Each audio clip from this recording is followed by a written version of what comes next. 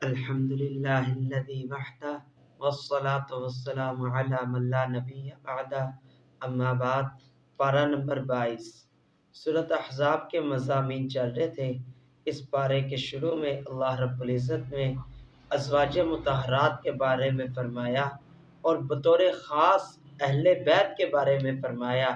اہل بیت کی پاکیزگی کو اللہ رب العزت نے بیان فرمایا ہے۔ یہاں یہ بات سمجھنی چاہیے کہ اہل بیت کون ہے، تو یاد رکھیے گا کہ اہل بیت میں سب سے پہلے جو اہل بیت کا مصداق ہے وہ حضور صلی اللہ علیہ وسلم کی بیویاں ہیں، پھر اس کے بعد حضور صلی اللہ علیہ وسلم کی بیٹیاں ہیں، اور پھر اس کے بعد داماد اور اولاد ہے حضور صلی اللہ علیہ وسلم کی، یہ اہل بیت ہے۔ پھر اللہ رب العزت نے فرمایا کہ خواتین کو گھر رہنا چاہیے، بلا ضرورت باہر نہیں نکلنا چاہیے، اگر باہر نکلے تو بن سور کے نہ نکلے، اور آواز نکالے تو ایسی آواز نہ نکالے کہ جس میں رغبت ہو۔ اس کو اللہ رب العزت نے سمجھایا۔ پھر اس کے بعد اللہ رب العزت نے مرد عورت دونوں کے بارے میں فرمایا کہ جو اسلام لائیں گے، جو ایمان لائیں گے، جو اطاعت کریں گے، نماز کی پابندی کریں گے، روزے رکھیں گے اور زکوٰۃ دیں گے اور اپنی شرمگاہوں کی حفاظت کریں گے، اللہ رب العزت ان کو اجر عظیم عطا فرمائیں گے۔ پھر اس کے بعد اللہ رب العزت نے پردے کا فرمایا کہ پردے کا بہت اہتمام کرنا چاہیے، اور پیغمبر سے فرمایا اللہ پاک نے کہ آپ اپنی بیویوں کو، اپنی بیٹیوں کو اور ایمان والی خواتین کو، عورتوں کو آپ پردے کا بتائیں، پردے کے پابندی کروائیں ان سے۔ پھر اللہ رب العزت نے حضرت زید اور حضرت زینب رضی اللہ عنہما کا قصہ بیان فرمایا کہ حضرت زینب رضی اللہ عنہا کا نکاح حضرت زید رضی اللہ عنہ سے ہوا۔ حضرت زید رضی اللہ عنہ حضور صلی اللہ علیہ وسلم کے منہ بولے بیٹے تھے، ان دونوں کی آپس میں بات نہ بنی، طلاق ہوگی۔ پھر آپ صلی اللہ علیہ وسلم نے بذات خود حضرت زینب سے نکاح کیا، اور ایک رسم بد تھی، اس کو اللہ رب العزت نے توڑا کہ منہ بولے بیٹے کی بیوی سے نکاح جائز ہے۔ یہ یاد رکھیے گا۔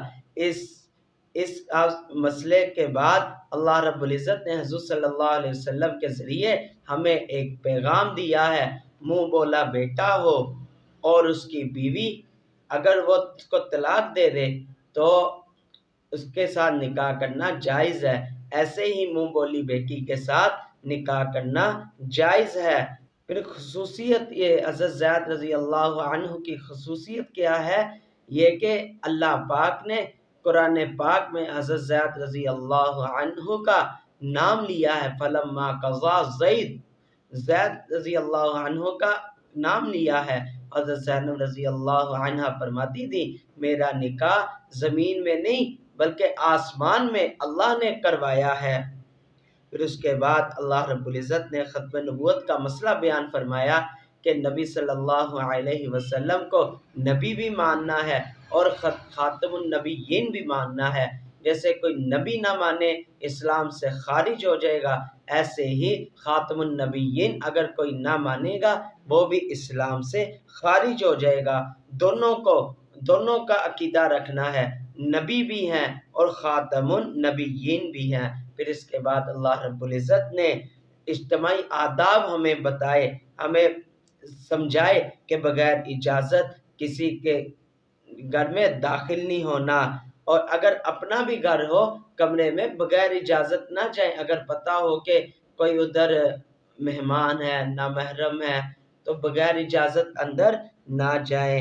ایسے ہی دعوت کو قبول کرنا ہے، اگر کوئی مسلمان دعوت دے تو اس کی دعوت کو قبول کرنا ہے، اور غیر محرم سے اگر کوئی چیز لینی ہے تو پردے کے پیچھے سے لینی ہے۔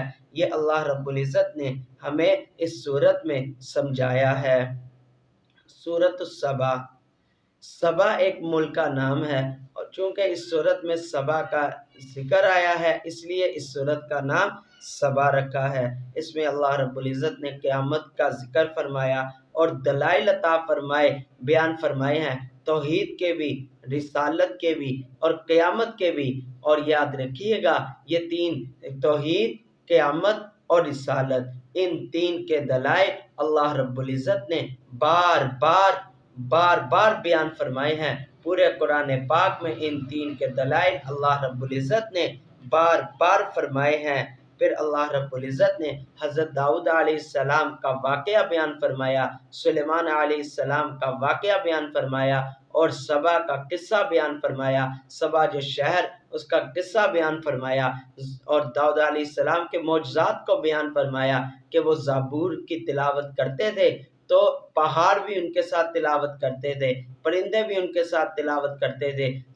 اور حضرت داؤد علیہ السلام کا ایک یہ معجزہ کہ وہ لوہے کو جب پکڑتے وہ نرم ہو جاتا، جیسے ہمارے ہاتھ میں روئی یا ریشم اس کو ہم مروڑتے ہیں، کبھی کسی شکل میں بنا لیتے ہیں، ایسے داؤد علیہ السلام کے ہاتھ میں لوہا نرم ہو جاتا تھا۔ پھر اللہ پاک نے سلیمان علیہ السلام کی بادشاہت کو ذکر کیا کہ ایسی اللہ رب العزت نے ان کو بادشاہت دی جو اس کے بعد کسی کو نہیں دی گئی، کہ جنات پر ان کی حکومت تھی، ہواؤں پر حکومت تھی، پرندوں پر حکومت تھی، ہر پرندے کی، کیڑوں کی، جانوروں کی بولی کو سمجھتے تھے، جنات سے کئی کام کروا لیتے تھے، گھر محلات بنا لیتے تھے، مساجد بنا لیتے تھے، جنات کے ذریعے سے کام کروایا کرتے تھے۔ پھر اللہ پاک نے سلیمان علیہ السلام کی موت کا ذکر فرمایا ہے کہ وہ ایک لکڑی کے سہارے کھڑے ہیں، جنات کام کر رہے ہیں، موت آ گئی، وہ لکڑی کے سہارے میں ہے اور جنات سمجھ رہے ہیں کہ سلیمان علیہ السلام ابھی دنیا میں ہے۔ جب اللہ پاک نے پھر اس لکڑی کو کیڑا لگایا، وہ کیڑا لکڑی کو کھاتا رہا، جیسے کیڑا وہ لکڑی ختم ہوئی، سلیمان علیہ السلام گر گئے۔ اس سلیمان علیہ السلام کے موت کے واقعے کو اللہ رب العزت نے ذکر فرمایا ہے۔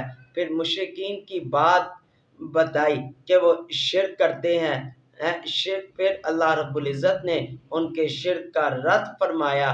پھر قیامت، ان کی بات یہ بتائی کہ وہ قیامت میں ایمان لائیں گے کہ ہم ایمان لاتے ہیں، تو اللہ فرمائیں گے کہ اب کوئی مہلت نہیں، قیامت تو دار الجزا ہے، دار العمل نہیں۔ دار العمل پہ تم نے معافی مانگنی تھی، تم نے تب نہیں مانگی، دار الجزا پہ تم معافی مانگ رہے ہو، اب اس کا کوئی فائدہ نہیں۔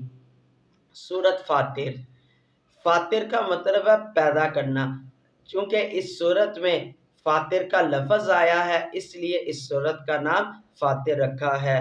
اس میں اللہ رب العزت نے توحید کے دلائل کو ذکر کیا، شرک کا رد فرمایا اور بطور خاص ہمیں بات سمجھائی کہ اللہ کے حلم میں سے ہے کہ اللہ کسی کو معاوضہ جلد معاوضہ نہیں دیتا، یہ اللہ کے حلم میں سے ہے۔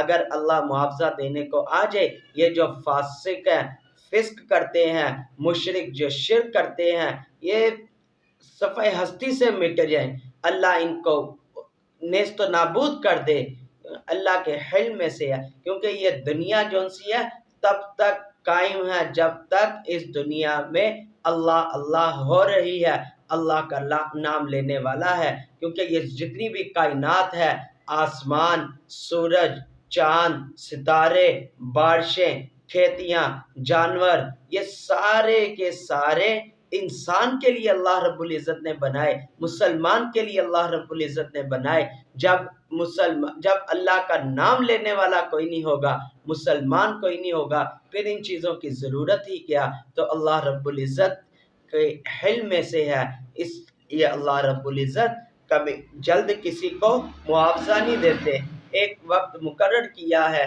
کہ وقت مقرر پہ اللہ رب العزت معاوضہ دیں گے، اچھائی کا بدلہ جنت کی صورت میں دیں گے، برائی کا بدلہ اللہ رب العزت جہنم کی صورت میں دیں گے۔ سورۃ یاسین، سورۃ یاسین کا کچھ حصہ پارہ نمبر 22 میں ہے اور تھوڑا سا، اور بقیہ سارا حصہ پارہ نمبر 23 میں ہے۔ انشاءاللہ اس کا تذکرہ پارہ نمبر 23 پہ ذکر کروں گا۔ اللہ رب العزت سے دعا ہے اللہ رب العزت ہم سب کو قرآن حکیم پر عمل کرنے کی توفیق عطا فرمائے۔ وآخر دعوانا ان الحمد للہ رب العالمین۔